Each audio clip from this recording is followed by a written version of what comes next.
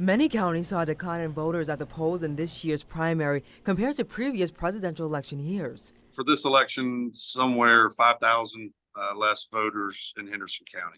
According to the North Carolina State Board of Election, almost 1.8 million North Carolina residents showed up to vote. That's only 24% of people eligible to vote in the state. Compare that to 31% of eligible voters who showed up in the 2020 primary. Henderson being one of those counties that was hit with a low voter turnout.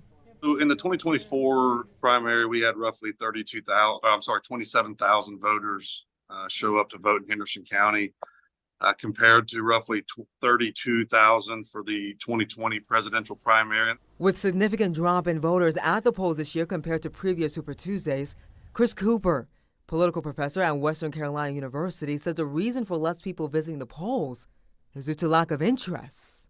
Turnout was low because the Democratic side of the ticket just wasn't that interesting, right? Joe Biden didn't even have any competition. On the gubernatorial side for the Democrats, there wasn't a lot of real challenge to Josh Stein, and on down the line in the congressional delegation too. So it's possible it was down because Democrats stayed home because they just didn't have much to vote for.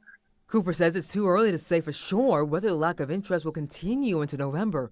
But Troutman says there's a chance we might see low numbers again for the general election as well. And we'll see the same trend.